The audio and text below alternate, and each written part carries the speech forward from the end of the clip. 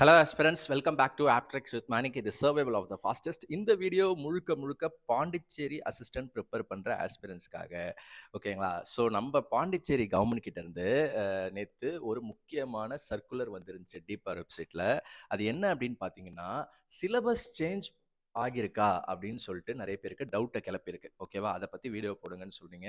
நானும் ரிசர்ச் பண்ணேன். அதாவது நம்ம பாண்டிச்சேரி கவர்மெண்ட் கிட்ட இருந்து ஆஸ்பிரன்ஸ் எக்ஸாம் டேட்டு என்னைக்கு அப்படின்றத தவிர எல்லா முக்கியமான ஒரு சர்க்குலர்ஸும் வந்துட்டு இருக்கு. இது முக்கியம் தான். ஓகேவா? ஏன் அப்படின்னா சிலபஸ்ல மாற்றம் இருக்கா அப்படின்னா வாய்ப்புகள் இருக்குன்னு தான் நான் சொல்லுவேன். அதே மாதிரி வந்து நம்மளுடைய ரெக்ரூட்மெண்ட் சைட்ல, பாண்டிச்சேரியோட ரெக்ரூட்மெண்ட் வெப்சைட்ல இன்னொரு அனௌன்ஸ்மெண்ட் வந்திருக்கு. அதை பேஸ் பண்ணி பார்த்தா எக்ஸாம் டேட் இன்னும் கொஞ்சம் டிலே ஆக வாய்ப்பு இருக்கு அப்படின்னு நம்ம சொல்லலாம். இது ரெண்டுமே இந்த வீடியோவில் நான் வந்து உங்களுக்கு எக்ஸ்பிளைன் பண்ண போறேன். சரிங்களா? ஸோ அதுக்கு முன்னாடி வந்து நம்ம வாட்ஸ்அப் சேனல் இருக்கு ஆஸ்பிரன்ஸ், சரியா? ஸோ டெலிகிராமில் அது வந்து அஃபிஷியல் நம்ம எல்லா ஆப்டெக்ஸ் மணி ஃபாலோவர்ஸ்க்கு குரூப். பட் இது வந்து பிஒய் அசிஸ்டன்ட் ப்ரிப்பேர் பண்ணுறவங்களுக்குன்னே ரெகுலராக என்னென்ன அப்டேட்ஸ்னு சொல்லிட்டு நான் இந்த குரூப்பில் கொடுத்துட்றேன். சரிங்களா? இந்த குரூப்பில் வந்து எல்லாரும் ஜாயின் பண்ணிக்கோங்க. ஸோ இந்த குரூப்பில் நான் நேற்று போட்டிருந்தேன். இதுதான் வந்து சேஞ்ச் இருக்க வாய்ப்பு இருக்குது. இண்டிகேட்டிவ் சிலபஸ் தான், அதாவது சிலபஸ் சேஞ்ச் ஆக வாய்ப்பு இருக்குது. மைட் பி தான், ஷுவராக கிடையாது, வாய்ப்பு இருக்குன்னு சொல்லியிருந்தேன். அது ஏன்னு சொல்லிட்டு நான் வந்து நோட்டிஃபிகேஷன் இப்போ உங்களுக்கு நான் டீட்டெயிலாக படித்து காமிக்கிறேன். பட் என்ன விஷயம் அப்படின்னா, ஃபஸ்ட்டு நம்மளுடைய ப்ரீவியஸ் நோட்டிஃபிகேஷன், அசிஸ்டன்ட் நோட்டிஃபிகேஷனில் intelligence and reasoning, general intelligence and ரீசனிங்க்கு 25 மார்க்ஸ் கொடுத்துருந்தாங்க. ஜிகேக்கு 25 மார்க்ஸ், குவான்ஸுக்கு 25 மார்க்ஸ், இங்கிலீஷ்க்கு 25 மார்க்ஸ். இப்போ என்ன பண்ணிட்டாங்கன்னா, இந்த ரீசனிங்கில் 5 மார்க்கை கட் பண்ணிட்டாங்க, 20 ஆக்கிட்டாங்க. குவான்ஸில் 5 மார்க்கை கட் பண்ணிட்டாங்க, 20 ஆக்கிட்டாங்க. தெரியுதா? எஸ், 20 ஆக்கிட்டு அந்த இதில் 5 எடுத்து புதுசாக இந்த 10 மார்க்கை வந்து கம்ப்யூட்டர் நாலேஜ் கொடுத்துட்டாங்க. அப்போ நம்ம கம்ப்யூட்டர் நாலேஜும் ப்ரிப்பேர் பண்ணிக்கணும் அப்படின்றது தான் வந்து இந்த அஃபிஷியல் சர்க்குலருடைய இம்பேக்ட். இதுதான் நம்ம மாற்றிக்கணும். ஓகேவா? Yes, okay. இப்போ கம்ப்யூட்டர் நாலேஜ்னா என்ன, அதை எப்படி ப்ரிப்பேர் பண்ணணும்னு அடுத்து சொல்கிறேன். ஓகேவா? இதுதான் வந்து விஷயம். பட் இது யாருக்கு பாசிட்டிவ், யாருக்கு நெகட்டிவ் அப்படின்னு பார்த்துரும். ஓகேவா? பாசிட்டிவ் யாருக்குன்னா, குவான்ஸ் ரீசனிங் கொஞ்சம் டஃப்பாக ஃபீல் பண்ணுறவங்க, இல்லை இனிமேட் தான் படிக்கணும்னு நினைக்கிறவங்களுக்கு. அதில் 50 மார்க் உங்களுக்கு வரப்போகிறது இல்லை, 40 மார்க் தான். ஸோ 10 மார்க் நீங்கள் எதில் ஸ்கோர் பண்ணிடலாம்? கம்ப்யூட்டர் நாலேஜில் ஸ்கோர் பண்ணிடலாம். கம்ப்யூட்டர் நாலேஜ் ஈஸியாக அப்படின்னு கேட்டிங்கன்னா ரொம்ப ரொம்ப ஈஸிங்க. ஒரு குறிப்பிட்ட டாபிக்ஸ் தான் இருக்குது. அதை நான் அடுத்த சிலபஸ்லேயே காமிச்சு சொல்லிடுறேன். அதை படிச்சுட்டா கண்டிப்பாக 10 மார்க் உறுதின்னு சொல்லலாம். அதுவும் நீங்கள் வந்து 12th 11th வந்து கம்ப்யூட்டர் படிச்சிருந்தீங்க, இல்லை வந்து காலேஜில் இன்ஜினியரிங் படிச்சிருந்தீங்கன்னா ஃபஸ்ட் இயரில் படிச்சிருப்பீங்க. அப்போ உங்களுக்கு வந்து 10 மார்க் உறுதியோ உறுதி அப்படின்னு சொல்லிடலாம். ஓகேவா? யாருக்கு நெகட்டிவ் அப்படின்னு பார்த்தீங்கன்னா, நிறைய பேருக்கு நெகட்டிவாக இருக்காது.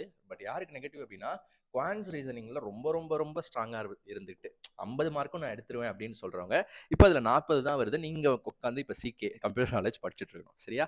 அவ்வளோதான். Okay, yes. இப்போ நம்ம இந்த லிங்க்கு போய் கொஞ்சம் டீட்டெயிலாக அனலைஸ் பண்ணுவோம். என்ன தான் சொல்ல வராங்க, வாய்ப்பு இருக்கா அப்படின்னு. சரியா? ஸோ அதுக்கு முன்னாடி ஆஸ்பிரன்ட்ஸ் நான் சொல்லியிருந்தேன் இல்லையா, இந்த வெப்சைட் ரெக்ரூட்மெண்ட் வெப்சைட்டில் இன்னொரு நோட்டிஃபிகேஷன் பார்த்தேன். அது இல்லாமல் இதுவும் எனக்கு அமைச்சிருந்தாங்க. என்ன நோட்டிஃபிகேஷன் அப்படின்னா, எக்ஸாம் ஸ்கெடியூல் நோட்டீஸ் இஷ்யூட் அப்படின்னு போட்டிருந்தாங்க. ஸோ இதை கிளிக் பண்ணி ஃபர்ஸ்ட் நான் அந்த முக்கியமான விஷயத்தை உங்களுக்கு சொல்லிடுறேன். ஸோ இதான் ஆஸ்பிரன்ட்ஸ் அந்த நோட்டிஃபிகேஷன், நோட்டீஸ் இஷ்யூட் தான். இதுவும் பார்த்தீங்கன்னா 12th நவம்பர் நேற்று தான் வந்து இஷ்யூ பண்ணியிருக்காங்க. அண்ட் இது என்ன சொல்லுது அப்படின்னு பார்த்தீங்கன்னா, ஜஸ்ட் ஸ்க்ரோல் அப் பண்ணுங்க. என்ன சொல்லுது அப்படின்னா, written competitive examination for direct recruitment to the following post. Following post என்னென்ன? குரூப் சி போஸ்ட் 3 போஸ்ட் கொடுத்துருக்காங்க. Junior inspector cooperative societies, investigator and station officer 5 service. இவங்க 3க்கும் எக்ஸாம் டேட் அனௌன்ஸ் பண்ணிட்டாங்க. 15/12, 29/12, 29/12. ஓகேவா? அப்போ பார்த்தீங்கன்னா 29/12 வரைக்கும் அவங்க வேற எக்ஸாமில் ஆக்குப்பைடாக இருக்காங்க, பிளான் பண்ணிட்டு இருக்காங்க. அப்போ நம்மளுக்கு, அதாவது அசிஸ்டன்ட் ப்ரிப்பேர் பண்ணுற ஆஸ்பிரன்ஸ்க்கு இன்னும் கொஞ்சம் எக்ஸாம் டிலே ஆக வாய்ப்பு இருக்குன்னு தானே நம்ம எடுத்துக்கணும். ஓகேவா? ஏன்னா 29 வரைக்கும் அவங்க ஒரு ஸ்கெடியூல் போட்டு அடிக்கடி போட்டுட்டு இருக்காங்கன்னும் போது அசிஸ்டன்ட்டுக்கு இன்னும் அவங்க எந்த ஒரு இதுவும் கொடுக்கல எக்ஸாம் டேட்டை பற்றி. இன்னும் போது இப்போதான் வந்து லிமிடெட் டிபார்ட்மெண்டல் காம்படிட்டிவ் எக்ஸாம் பற்றி சொன்னாங்க அசிஸ்டன்ட்டுக்கு.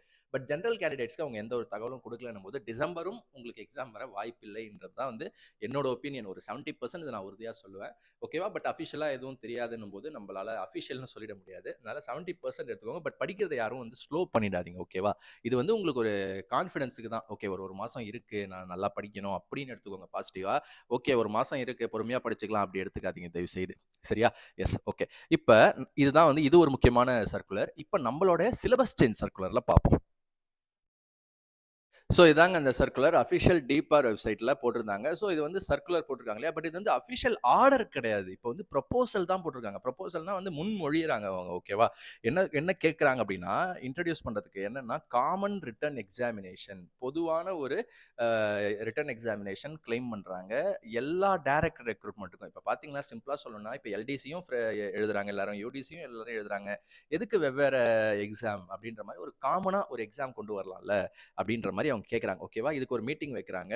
ஓகேவா? எஸ் என்னைக்குன்னா 11 நவம்பர் 18 வைக்கிறாங்க. செக்ரட்டேரியட்ல வைக்கிறாங்க. ஸோ இது முடிச்சு தான் அவங்க அதை டிஸ்கஸ் பண்ணி ஃபைனலைஸ்டா சொல்லணும். அது வரைக்கும் இது நம்ம அஃபிஷியல்னு எடுத்துக்க முடியாது. பட் அலர்ட் ஆயிக்கலாம். ஓகேவா? அலர்ட் ஆயிக்கலாம்.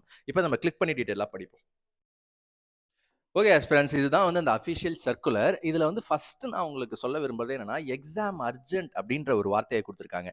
நிறைய பேர் சொன்னாங்க இது வந்து இந்த எக்ஸாமுக்கா இருக்காது, இது இனி வரப்போகிற ரெக்ரூட்மெண்ட்ஸுக்கு சொல்லலாம்னு போது, அப்புறம் ஏன் வந்து அவங்க வந்து எக்ஸாம் அர்ஜென்ட் அப்படின்னு போட்டு இந்த நோட்டிஃபிகேஷனை வந்து இந்த சர்க்குலரை வந்து பாஸ் பண்ணணும் அப்படின்னு தெரியல. ஸோ அதனால இந்த நம்மளோட அசிஸ்டன்ட் எக்ஸாமுக்குமே கூட இதை வந்து என்ன சொல்றது, இம்ப்ளிமெண்ட் பண்ண வாய்ப்புகள் இருக்கிறதுன்னு தான் நான் சொல்லுவேன். ஓகே, இது என்னோட ஒப்பீனியன். அண்ட் அடுத்தது வந்து என்ன பார்க்கலாம் அப்படின்னா, அவங்க சொன்ன அதே தான், ப்ரொபோசல் டு இன்ட்ரடியூஸ் அதே தான். ஸோ கீழே ஸ்க்ரால் பண்ணி மீதியை படிக்கலாம்.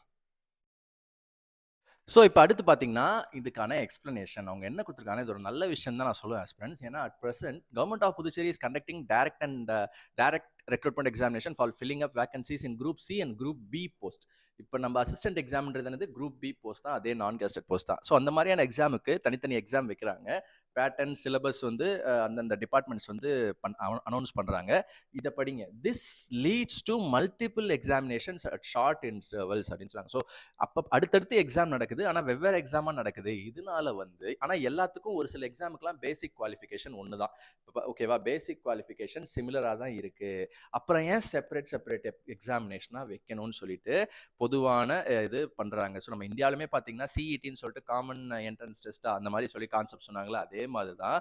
இதனால் வந்து ஹியூஜ் ஃபினான்ஷியல் இம்ப்ளிகேஷன்ஸ் நிறைய கவர்மெண்ட்டுக்கு செலவாகுது. ஸோ அதனால இதை ஸ்ட்ரீம்லைன் பண்ணுறதுக்கு group C, group B, so அசிஸ்டன்ட்டும் இன்வால்வ் ஆகுது தான் இதில். It is proposed to conduct common recruitment based on basic qualification அப்படின்னு தான் ஒரு இன்ட்ரோடக்ஷன் கொடுத்துருக்காங்க. சரியா? ஸோ அடுத்து வந்து அவங்களே வந்து ஒரு டிராஃப்ட் ஸ்கீமையும் சொல்லியிருக்காங்க. இந்த மாதிரி வச்சா நல்லா இருக்கும் அப்படின்னு இந்த ப்ரொபோஸ் சொல்லியிருக்காங்க. என்னன்னா எஸ்எஸ்சி பேட்டர்ன் மாதிரி தான் சொல்றாங்க. அதாவது எம்டிஎஸ், சிஹெச்எஸ்எல், சிஜிஎல் சொல்லுவாங்களா, அதே மாதிரி எஸ்எஸ்சி லெவல் குவாலிஃபிகேஷன்னா சிஎஸ்எல்னு ஒரு காமனான எக்ஸாம் வைங்க. 2 மணி நேரத்துக்கு வைங்க. ஓகேவா? அதே மாதிரி ஆப்ஜெக்டிவ் மல்டிபிள் சாய்ஸாக வைங்க. அதே மாதிரி ஹையர் செகண்டரி லெவல்னா சிஹெச்எல்னு ஒன்று வைங்க. காமன் டிகிரி லெவல்னா சிஜிஎல்னு ஒன்று வைங்க அப்படின்னு சொல்றாங்க. ஓகேவா? இப்போ இந்த சிஜிஎல் நம்ம டார்கெட் பண்ணுவோம். ஏன்னா அசிஸ்டன்ட்ன்றது கிராஜுவேட் லெவல் தான் வந்து, டிகிரி தான் வந்து குவாலிஃபிகேஷன். ஸோ அதுக்கு என்ன கொடுத்துருக்காங்கன்னு கீழே போய் நம்ம பார்ப்போம். ஸோ இப்போ ஸ்க்ரால் பண்ணி கீழே வந்தோம்னா, நம்மளுடைய கிராஜுவேட் லெவல் எக்ஸாமுக்கு நான் ஃபஸ்ட்டே சொல்லியிருந்த மாதிரி சிலபஸ் வந்து அங்கே அந்த இமேஜில் காட்டினேன் இல்லையா, இதுதான் கொடுத்துருக்காங்க. கம்ப்யூட்டர் நாலேஜ் ஆட் பண்ணியிருக்காங்க 10 மார்க்கு, அவ்வளோதான். பட் டைமிங்கில் எந்த ஒரு சேஞ்சும் இல்லை. உங்களுக்கு 2 மணி நேரம் அதே பேப்பர் பிரிண்டட் எக்ஸாமினேஷன் தான். இது வந்து இண்டிகேட்டிவ் சிலபஸ் தான். நோட்டிஃபிகேஷனில் கொடுத்தது தான் ஃபைனல். பட் இது வந்து ப்ரொபோசலில் இது கொடுத்துருக்காங்க. இது அப்ரூவ் ஆகி வந்துச்சுன்னா தான் இது ஃபைனல் ஆகும். சரிங்களா? Yes, okay. இருந்தாலும் நான் என்ன சொல்லுவேன் அப்படின்னா, கம்ப்யூட்டர் படிக்கிறது ஒன்றும் கஷ்டம் இல்லைங்க. கம்ப்யூட்டர் நாலேஜ் தெரிஞ்சு வச்சுக்கோங்க. அது நம்ம குரூப்பில் நான் போடுறேன், எப்படி கம்ப்யூட்டர் நாலேஜ் படிக்கணும்னு. இப்போ இங்கே சிலபஸ் உங்களுக்கு காமிக்கிறேன். ஸோ சிலபஸில் ரீசனிங்கில் எந்த ஒரு மாற்றமும் இல்லை ஆஸ்பிரண்ட்ஸ். அதே தான், நீங்கள் பாஸ் பண்ணி பாருங்கள். அதே தான் நோட்டிஃபிகேஷனில் நம்ம என்ன கொடுத்தாங்களோ அதே தான். ஜிகேலையும் எந்த மாற்றமும் இல்லை. கரண்ட் அஃபேர்ஸும் படிக்கணும், ஹிஸ்ட்ரி கல்ச்சர்லாமும் படிக்கணும்னு அவங்க எதிர்பார்க்குறாங்க. குவான்ஸ்லேயும் எந்த மாற்றமும் இல்லை. ஓகேவா? எல்லாமே நீங்கள் அரித்மெட்டிக் படிக்கணும், அட்வான்ஸ் மேக்ஸ் படிக்கணும், எல்லாமே படிக்கணும்.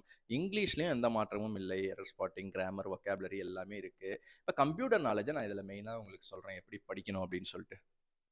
ஸோ ஃபர்ஸ்ட் வந்து அவங்க என்ன சொல்றாங்கன்னா, கம்ப்யூட்டர் பேசிக்ஸ் தெரிஞ்சுக்கோங்கன்னு சொல்றாங்க. ஸோ பேசிக்ஸ்ன்னும் போது organisation of a computer. So இது எல்லாமே நீங்க வந்து என்ன பண்ணலாம்னா, உங்க ஸ்கூல்ல உங்க வீட்ல யாராவது வந்து 11th 12th படிச்சிருந்தாங்கன்னா, அதிலேயே ஃபர்ஸ்ட் பேசிக்ஸ் இருக்கும். 11த்லேயே வந்து, ஏன்னா ஃபர்ஸ்ட் டைம் 10th வரைக்கும் கம்ப்யூட்டர் படிக்காம +1ல வந்து 11th கம்ப்யூட்டர் குரூப் படிக்கிறவங்களுக்கு ஃபர்ஸ்ட் பேசிக்ஸ் சொல்லி தந்திருப்பாங்க. அதை வாங்கி படிக்கலாம். இல்ல உங்க இப்பலாம் ஸ்கூல் பசங்களுக்கே கம்ப்யூட்டர் சொல்லி கொடுக்க ஆரம்பிச்சிட்டாங்க, கம்ப்யூட்டர் சயின்ஸ். ஓகேவா? ஸோ அந்த புக்ஸ் படிக்கலாம். ஓகேவா? இல்ல நெட்ல இருந்து கூட மெட்டீரியல் எடுத்து படிக்கலாம். ஓகேவா? ஸோ இது இதோட மெட்டீரியல் ரிகார்டிங் எல்லாமே நான் வந்து குரூப்ல டிஸ்கஸ் பண்றேன். வாட்ஸ்அப் சேனல் சொல்லியிருந்தேன் இல்லையா?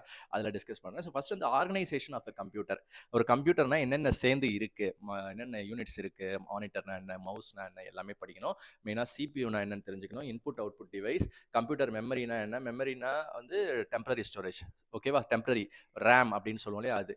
அதுக்கப்புறம் ஸ்டோரேஜ் அப்படின்னா பெர்மனன்ட் ராம் அப்படின்னு சொல்லுவோம்ல, ஹார்ட் டிஸ்க் அது. ஸோ இதெல்லாம் டீட்டெயிலாக படிங்க. மெமரி ஆர்கனைசேஷன், பேக்கப் டிவைஸ், போர்ட்னா என்ன, விண்டோஸ் எக்ஸ்ப்ளோரர்னா என்ன, கீபோர்ட் ஷார்ட்கட்ஸ் இது ரொம்ப ரொம்ப முக்கியம் ஃப்ரெண்ட்ஸ். இதுல இருந்து கண்டிப்பா ரெகுலராக 10 கொஸ்டின் அப்படின்னா கண்டிப்பா நான் எனக்கு தெரிஞ்சு ஒரு 2-3 கொஸ்டின் ஆச்சும் அதுல இருந்து வரலாம். கீபோர்ட் ஷார்ட்கட்ஸ், கண்ட்ரோல் எக்ஸ்னா கட்டு, கண்ட்ரோல் வீனா பேஸ்ட், ஓகேவா? கண்ட்ரோல் ஆல் டெலிட்னா சுவிச் ஆஃப் பண்றதுக்கு, இந்த மாதிரியான விஷயங்கள்லாம் படிச்சுக்கோங்க. அண்ட் விண்டோஸ் அடுத்து வந்து சாஃப்ட்வேரை பத்தி, ஓஎஸ் பத்தி கொஞ்சம் தெரிஞ்சுக்கோங்க. என்னென்ன ஓஎஸ் இருக்கு, லினக்ஸ், இது மேக், எல்லாத்துக்குமே தெரிஞ்சுக்கோங்க. அண்ட் மைக்ரோசாஃப்ட் ஆஃபீஸ் பத்தி தெரிஞ்சுக்கோங்க. எம்எஸ் வேர்டு, எம்எஸ் அதுல என்னென்ன ஷார்ட்கட்ஸ் இருக்கு எல்லாமே தெரிஞ்சுக்கோங்க. இப்போ அடுத்து ஸ்க்ரால் பண்ணலாம். ஸோ அடுத்து வந்து working with internet and emails கொடுத்துருக்காங்க. ஸோ வெப் ப்ரௌசிங்கில் என்னென்ன ஃபீச்சர்ஸ் இருக்குது, கேஷ் மெமரினா என்ன, ப்ரௌஸ் பண்ணும்போது அந்த என்னென்ன விஷயங்கள் வருது, அதை பற்றிலாம் தெரிஞ்சுக்கலாம். ஸோ எல்லாமே இருக்கும், உங்கள் புக்ஸ்லேயே இருக்கும். டவுன்லோடிங் என்ன, அப்லோடிங் என்ன, மேனேஜிங் இமெயில் அக்கௌண்ட், இ பேங்கிங். ஓகே, இ பேங்கிங் ரொம்ப ரொம்ப முக்கியம். ஏன்னா இது வந்து ஆர்டர் ஆஃப் த டேவாக இருக்குது. நெட் பேங்கிங்னா இப்போ வந்து எல்லாமே யூஸ் பண்ணிருக்காங்கன்னு சொல்லும்போது அதுலேருந்து கொஸ்டின்ஸ் நிறைய வரலாம். அண்ட் அடுத்த டாபிக் வந்து நெட்வொர்க்கிங் அண்ட் சைபர் செக்யூரிட்டி. இதுவும் ரொம்ப முக்கியம். டேட்டா ப்ரைவசி, இந்த சைபர் செக்யூரிட்டி பற்றி என்னென்ன இருக்குது, வைரஸ்னா என்ன, எல்லாமே தெரிஞ்சுக்கோங்க. ஸோ இதை டீட்டெயிலாக பாஸ் பண்ணி பாருங்கள். இதுக்கு நம்மளுடைய வாட்ஸ்அப் சேனலில் என்ன மாதிரி கண்டென்ட் கொடுக்கலாம் அப்படின்னு சொல்லிட்டு அடுத்து பார்ப்போம். ஸோ இதுவும் கொடுத்துட்டாங்க. Part A part B will be of என்ன லெவல், எசென்ஷியல் குவாலிஃபிகேஷன். எசென்ஷியல் குவாலிஃபிகேஷனா கிராஜுவேஷன். அப்போ இதில் பார்ட் ஏ பார்ட் பி என்ன சொன்னாங்க நம்ம ஸ்க்ரால் அப் பண்ணி பார்ப்போம். இப்போதைக்கு இதை ஞாபகம் வச்சுப்போம். Part C will be of 10th level. C வந்து 10th, டி வந்து 12th சொல்கிறாங்க. இதை ஞாபகம் வச்சுக்கோங்க. இப்போ அப்படியே நான் ஸ்க்ரால் அப் பண்ணுறேன். ஓகே, வந்தாச்சு. பார்ட் ஏ அப்படின்றது அவங்க என்ன சொன்னாங்கன்னா, டிகிரி லெவல். அப்ப நீங்க வந்து ரீசனிங் படிக்கிறது கொஞ்சம் நல்லா படிச்சுக்கணும். பார்ட் பி வந்து ஜெனரல் நாலேஜும் வந்து கிராஜுவேஷன் லெவல் சொன்னாங்க. ஸோ இதெல்லாம் ரொம்ப நம்ம சீரியஸா எடுத்துக்கணும்னு அவசியம் இல்லை. சரி, ஃபர்ஸ்ட் அவங்க பார்ப்போம். Part C will be of 10th level சொன்னாங்க இல்லையா? SC 10th. டிஇ வந்து என்ன சொன்னாங்க, +2 லெவல் சொன்னாங்க. +2 லெவல் அப்படின்னு சொன்னாங்க. ஸோ அப்போ நம்ம அப்போ இது வந்து என்ன தெரியுதுன்னா, குவான்ஸுக்கு நீங்கள் ரொம்ப போட்டு அட்வான்ஸ் லெவல்லாம் படிச்சுட்டு இருக்க தேவையில்ல. இது மட்டும் தெரியுது. ஸோ நம்மளோட கோர்ஸ் இருக்குது உங்களுக்கு. எஸ்எஸ்சி கோர்ஸ் நீங்கள் எடுத்தீங்க அப்படின்னா கம்ப்ளீட்டாக இது கவர் ஆகிடும். குவான்ஸில் நீங்கள் ஃபுல்லாக 20 மார்க்ஸ் எடுக்கிறது உறுதியாயிடும். இந்த நோட்டிஃபிகேஷன் இல்லாமல் அதுதான் ஃபைனல்னா 25 மார்க்ஸ் எடுக்கவும் உறுதியாயிடும். சரிங்களா? ஸோ இதுதான் வந்து இன்னைக்கு நம்ம பார்த்தது. வேற கீழே எதாவது இருக்கான்னு ஸ்க்ரால் பண்ணி பார்த்துடலாம்.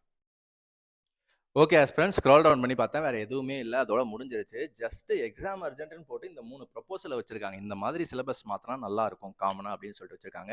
ஸோ இதுக்கப்புறம் எந்த நோட்டிஃபிகேஷன், எந்த சர்க்குலர், எந்த ஆர்டர் வந்தாலும் நான் வந்து எக்ஸ்பிளைன் பண்ணி போடுறேன். நம்ம குரூப்பில் உடனே உங்களுக்கு நான் வந்து போடுறேன். நீங்கள் வந்து டைம் வேஸ்ட் பண்ணாதீங்க. நீங்கள் வந்து எக்ஸாம் வந்து உங்களுக்கும் அர்ஜென்ட்டு தான். அதனால் வந்து நீங்கள் வந்து டைம் வேஸ்ட் பண்ணாமல் படிங்க. எதுனாலும் வந்து நான் வந்து குரூப்பில் போடுறேன். சரிங்களா? என்ன மாற்றம், என்ன விஷயம்னாலும் போடுறேன். இப்போதைக்கு கம்ப்யூட்டர் ஆப்டிடியூட் கொஞ்சம் மெட்டீரியல்ஸ் கலெக்ட் பண்ணி நம்ம படிக்க ஆரம்பிப்போம். சரியா? கம்ப்யூட்டர் ஆப்டிடியூட் நான் என்ன மெட்டீரியல்னு சொல்லிட்டு உங்களுக்கு நான் தரேன். கம்ப்யூட்டர் நாலேஜ் என்ன படிக்கிறது அப்படின்னு சொல்லிட்டு அதுக்கான கண்டென்ட் நீங்கள் படிச்சிட்டிங்கன்னா 10 மார்க் உறுதி ஆகிடும் இல்லையா? ஸோ அதை பற்றி கவலையப்படாதீங்க. நீங்கள் உங்கள் ப்ரிப்பரேஷனை கண்டினியூ பண்ணுங்கள். மேபி கண்டிப்பாக டிசம்பரும் எக்ஸாம் நடக்க வாய்ப்பு இல்லைன்ற மாதிரி தான் எனக்கு தோணுது. ஏதாவது அப்டேட்னா நான் குரூப்பில் சொல்லேன். தேங்க்ஸ் ஃபார் வாட்சிங் திஸ் வீடியோ. வீடியோ எப்படி இருந்துச்சுன்னு சொல்லிட்டு கமெண்ட் பண்ணுங்கள். அடுத்த வீடியோவில் சந்திப்போம்.